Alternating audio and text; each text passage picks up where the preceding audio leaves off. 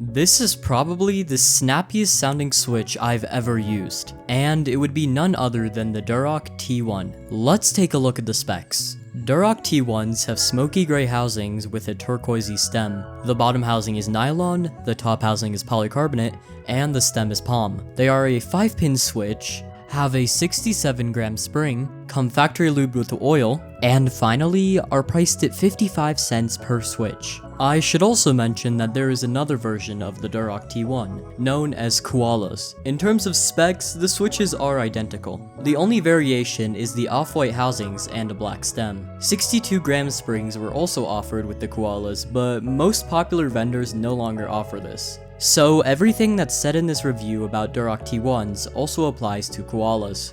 Before anything, let's listen to stock versus modded T1 switches.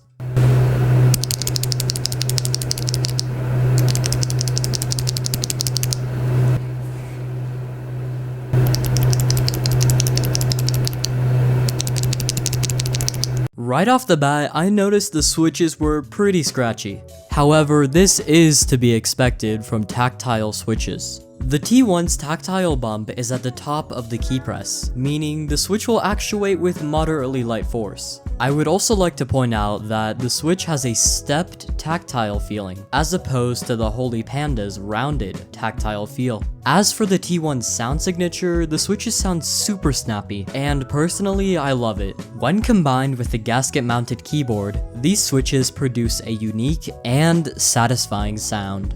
But there is a way to bring the switch's sound and feel to the next level. Lubricant does wonders to a switch, and the T1 is definitely a switch that benefits from lubing. Unfortunately, the switches come factory lubed with an inconsistent amount of oil, and as a disclaimer, I did clean the switch stems with a microfiber cloth. I use Tribosys 3204 to lube tactile switches. Tribosys 3204 balances out smoothness and tactility, which makes the typing experience a lot more enjoyable. But no matter what switch lube you use, when lubing a T1, make sure to lube the leaf, since that's the source of most of the scratch. After lubing, the sound of the switch was greatly improved. The difference is huge, and the addition of lube removes most scratch from the switch. Now it's time to test stem wobble, and not gonna lie, it's pretty bad. The switch shows average amounts of stem wobble in the west and east directions. However, the stem wobble is more pronounced when moving the stem in the north and south directions. This is normal for a JWK switch and justifies filming the T1. To summarize, you're getting decent value out of these switches. That is, if you decide to lube and film them. Honestly, I feel like anyone would get better value off some JWICK T1s.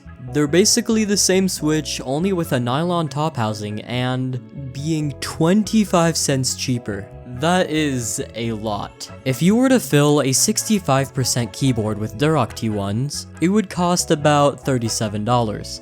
But if you were to fill that same keyboard with JWICK T1s, it would cost about $20. That's about $17 in savings if you opt for the cheaper, yet still great switches. And you've made it to the end. Thanks for watching the video. Please consider subscribing if you haven't already. These videos take super long to make, and by subscribing you show me that you want more content. Again, thank you for watching, and I'll see you guys in the next video.